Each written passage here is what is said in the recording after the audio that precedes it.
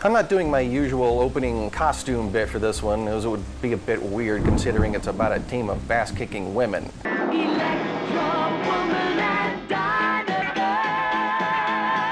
Yeah, different team. This film is weird. I've talked about weird films on this channel before that have been weird in different ways, from the "what the hell is happening in this" to the "why the hell did anyone make this?" Zack Snyder's Sucker Punch is weird in its own special way. When the film debuted in 2011, it was met with a rather scathing reception of largely negative reviews, including, in the interest of honesty, from me. I compared it unfavorably to Inception, and basically implied it was a vehicle to show sexy girls in a variety of scenes that wouldn't fit in any other context. And to a large degree, I stand by that. It is those things. But it's not only those things. What else it is far less straightforward, so I've come to pick around in its head and see if I can't unravel what's going on. Where is my mind? Where is my mind? Where is my mind? I decided to give it a second look after seeing the director's cut of Zack Snyder's much maligned Batman vs. Superman film. A lot of the complaints which have been engendered by the theatrical release, chiefly that of being choppy and incoherent, didn't seem to be the case in the longer cut.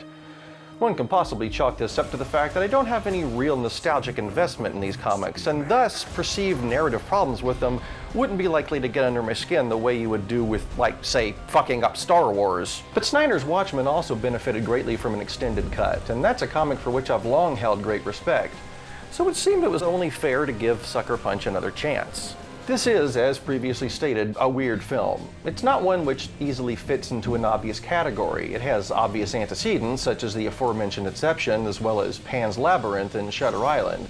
It doesn't really pack the punch of any of those, but in its own way it's oddly subversive in that it basically tells the audience that they shouldn't like it. Now, I don't mean that metaphorically as one would if discussing, say, Battlefield Earth, which certainly encourages audiences not to like it. No, I mean as in dialogue spoken by the main character mocks the film's very premise and basically suggests that they might be happier watching something else. Really? For those who don't know, and if you don't, you should probably stop watching about now, the film is about a girl who, in an attempt to protect her kid sister from an abusive stepfather, accidentally kills the sister herself and is committed to an asylum, where the stepfather pays off an orderly to forge a recommendation for a lobotomy, to keep her from telling the police just why she was firing that gun at him in the first place. And rather shockingly, this is exactly what ends up happening. The film itself describes the situation as such. I get the sexy little schoolgirl. I even get the helpless mental patient, right? That can be hot. But what is this? Lobotomized vegetable?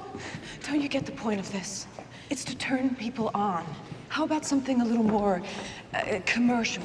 Thus, enter something more commercial, a team of ass-kicking chicks in sexy costumes who fight zombies and dragons and robots, which is largely how the film was sold. That, essentially, is the point of the name, as the expectation-defying ending doesn't really pack the same impact. A lot of the negative reaction might have come from audiences who felt bait and switched on, and for whom the rationalization that that was the point all along wouldn't have really been much of a consolation. There might also have been a sense of betrayal from what would seem to be the intended audience. For all of its fetishizing of the girls, they are at least sympathetic. Most of the male characters, on the other hand, are loathsome bastards, particularly in their treatment of women. And a lot of gamers and anime fans might have come away from the experience thinking that the film was castigating them. Maybe it was. Snyder characterized it as a comment on the men sitting and watching it, implying the girls were sexed up because of audience expectations. Perhaps so, but there's a very fine line to be walked when criticizing the very thing you're providing yourself. I'm all for criticizing geeks and geek culture, but I don't think that aspect came across very efficiently. You didn't quite make it. On the other hand, the film toys with some interesting ideas. A few minutes ago I said that this was the main character, when a casual viewing would seem to imply that it's Emily Browning's character, known only in the film as Baby Doll, though a quick shot of a document seems to indicate that her real name is M. Reeves. Memories? Or a reference to Zack Snyder's mother, Martha Reeves. I'm getting off track. You'd assume the film was about her. But it's Abby Cornish's Sweet Pea who narrates the beginning and ending of the film and who proclaims straight up, I'm the star of the show, remember? And this is only a minute after this fact is made quite implicit. The scene of the impending lobotomy switches one girl for the other, who reveals the first is a persona she's wearing.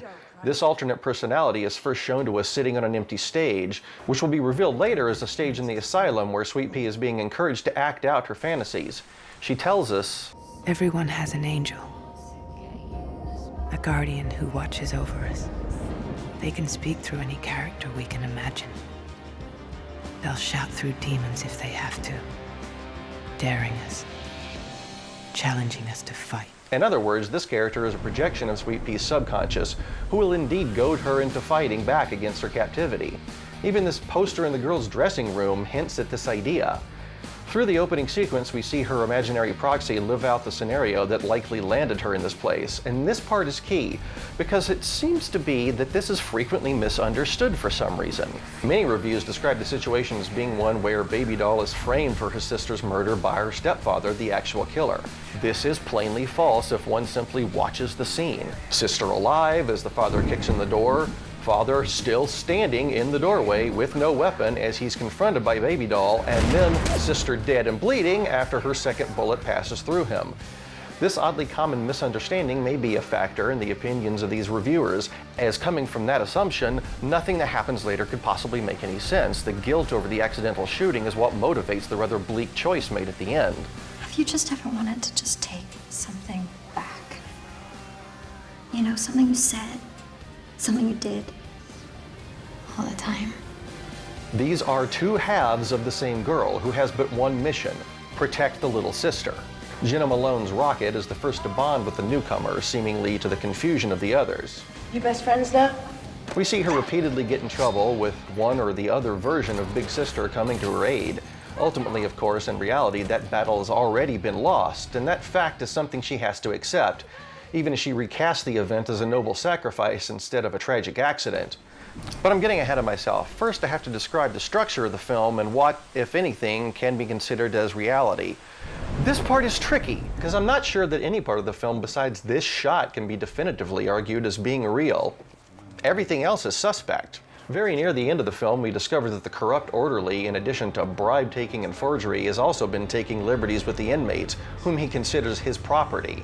I look out for them. These are my girls. It's not surprising then that our protagonist, whichever these two you think that is, sees the asylum as a brothel where the girls are being held against their will, and the orderly is the pimp.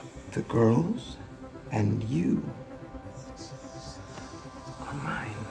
They also see the doctor demoted in status, probably because due to her lack of knowledge of what's happening in her house, they view her as either complicit or just ineffectual at protecting them from Oscar Isaac's Blue. This, frankly, is pretty dark material. Blue, looking for payback for that knife wound she gave him, is actually upset that Baby Doll won't be aware of what he's doing to her in her lobotomized state. And then there's the aforementioned Something a little more commercial.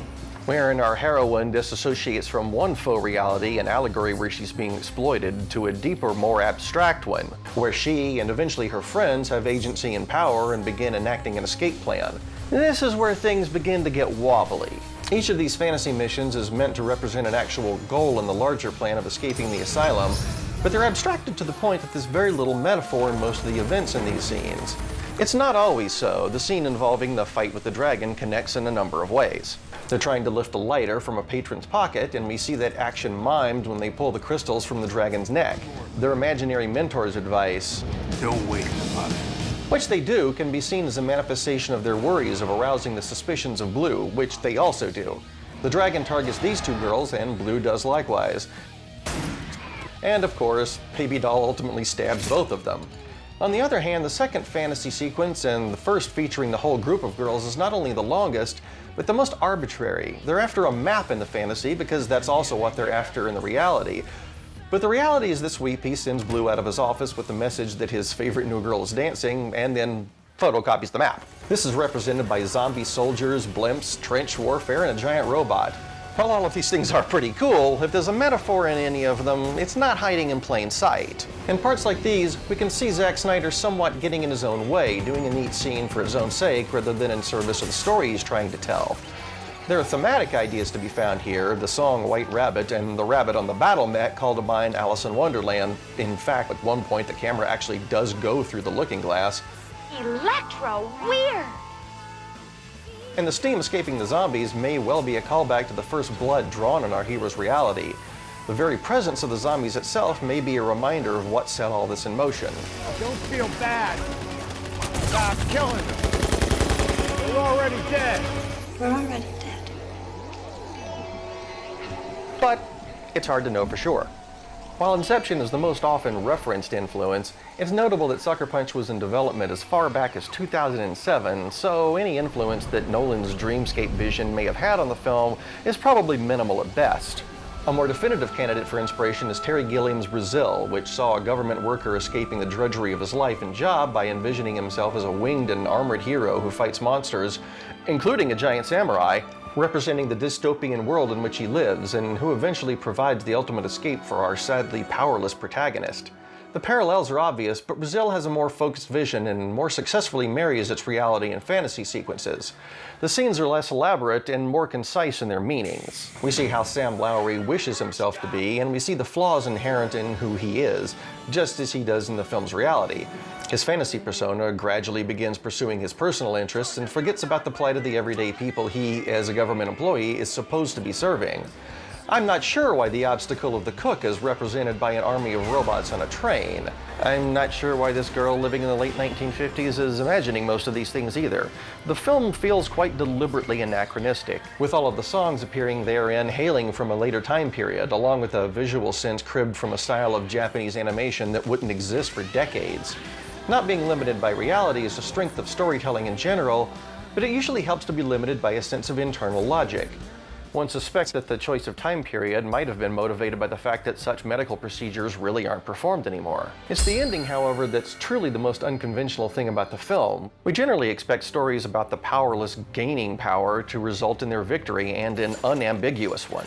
Sucker Punch ends with a resolution true to its name and one riddled with ambiguity and uncertainty. It's also one which was initially hobbled by the MPAA, who insisted on cuts to the film in order to secure a PG-13 rating, a goal I hope filmmakers will begin to abandon more and more in the wake of some recent R-rated critical and commercial successes. The scene features the ominously referenced high roller arriving at last, supposedly to liberate our heroine of her virginity, but who actually makes it clear that the choice to do so or not is hers.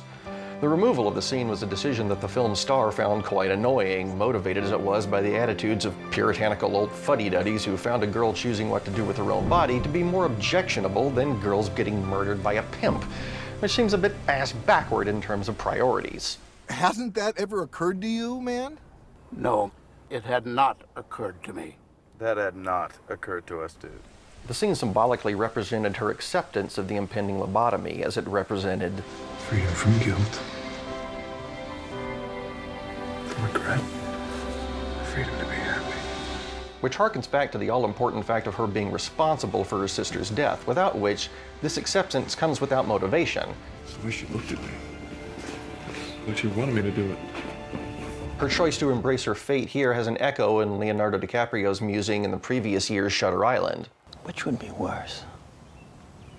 To live as a monster? Or to die as a good man? Bleak, yes. The ending audiences were expecting, probably no. But out of place with what's come before? Also probably no. It begins on a stage, a place of theatrics and imagination, and seems to find its escape there as well. It's not even certain that our heroine, our true heroine, really escaped anywhere but into her own head, as there are numerous clues in the final scene indicating it may be no more than another fantasy. What is it? You're not here? Huh? You're not here anymore? You're in paradise? Now, there comes a point when one is examining the symbolism and thematic meaning of a film when one is confronted by the possibility, hang on, is it possible I'm completely full of shit? Am I seeing a puzzle film just because I happen to like puzzle films? This is a very healthy attitude, which far too few critics seem to be willing to embrace. Much of the negative criticism comes in from feminists who insist that the film is a case of pandering to a young male demographic who simply like to see attractive women kicking ass. It treats objects like women, man. Of course, at the same time, you have articles like this one, which goes out of its way to criticize male audiences who didn't like the film as sexist pigs who live in their parents' basements. A point the author thought was so important, he said it twice verbatim in the same article, without bothering to source any study actually indicating the living arrangements of sci-fi fans, or why that should invalidate their opinions. do shit! I actually did look for evidence of any such study and couldn't find any except for this reference in a Washington Post article indicating that no such data was available. While Jezebel claims the film is oppressive and sexist, the Daily Beast claims male audiences are sexist for not embracing it, claiming female protagonists put them off, even though ratings and box office numbers suggest this is complete crap. Like it or hate it, either way, you're a chauvinist asshole. Yeah, well, you know, that's just like, your opinion, man. Forbes suggested the film was a pro-female preemptive attack on so-called Gamergate culture, which they seem to understand about as well as a business magazine could be expected to, while that paragon of journalistic integrity, Feminist Frequency, opined that the motivation was... I can just picture the Warner executives in their boardroom meeting being like, we can make the girls sword-wielding and ass-kicking, and women will love it. I got news for you, Warner Brothers. We women, we're not that stupid. You mean like these women who have clearly embraced the film and its characters and who apparently are stupid for the crime of not agreeing with you? Usually in my videos, I try to be fairly nuanced about my criticisms of pop culture. Such as pretending you speak for half of the human race. That's the kind of nuance we could use a little less of. This is the sort of nonsense you get from treating people like demographics instead of individuals. I myself find it odd and perhaps in conflict with what seems to be the film's point to have our heroine imagine herself and her friends dressed in sexed up costumes when they're trying to escape a reality of sexual exploitation. But instead of just assuming what female viewers would think of it, I thought I'd go out on a limb and actually ask some of them. One replied, I honestly love the costumes in the movie, they're badass, and had rather the opposite opinion that such costumes are what a lot of girls prefer, honestly. Another wrote that, I can see why a lot of people take it that way and I understand their feelings, however, that's not what I got from it. I was most interested in the companionship the girls shared and how much they cared for each other and would risk for one another. I also noticed that though their costumes were sexy, while they were battling, there were only hero shots for the girls and I appreciated that. You only ever see them being powerful.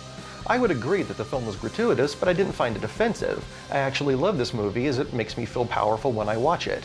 And one girl who described Baby Doll as her favorite butt-kicking heroine addressed this point as follows.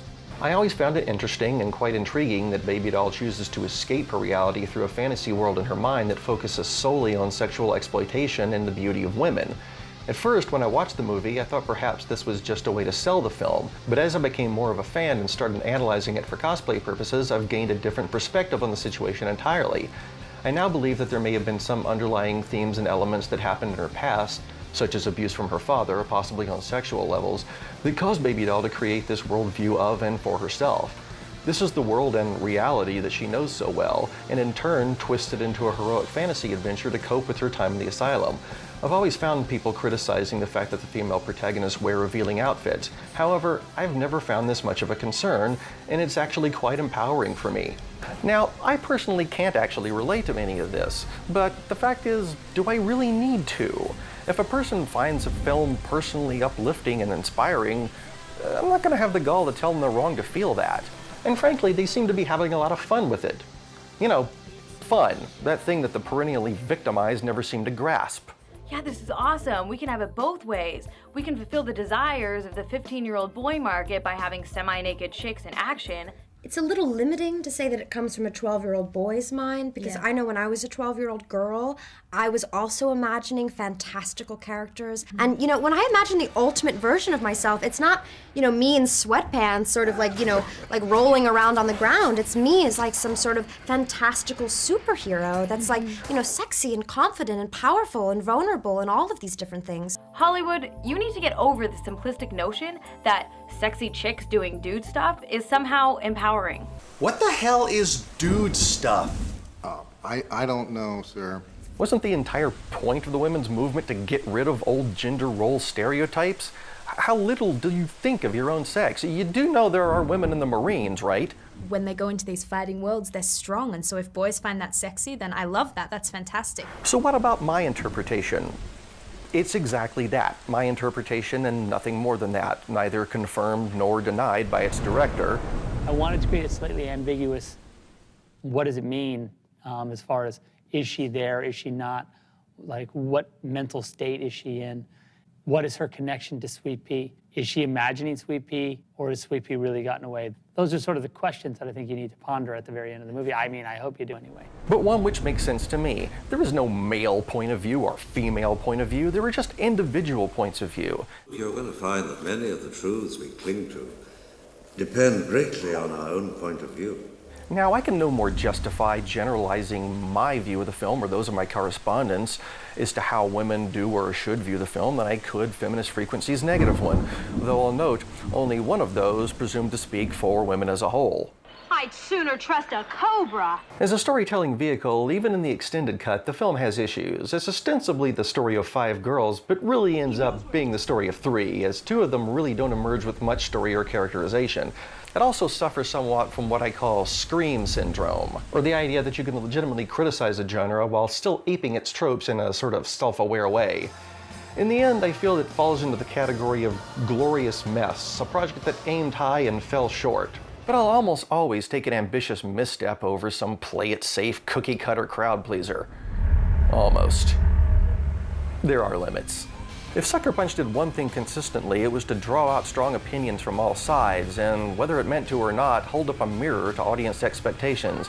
It's not a litmus test to determine whether or not you, the viewer, are some woman-hating knuckle-dragger. It's a Rorschach test to determine which part of your own worldview you're going to project on it.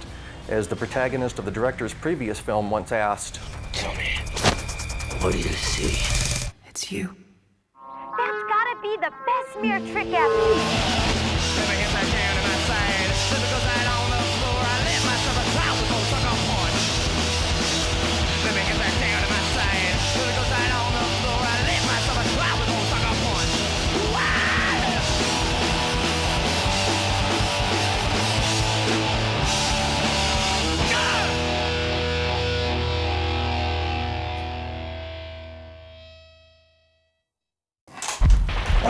And one last thing. The least charitable assumptions about everyone's motives makes the whole world into assholes.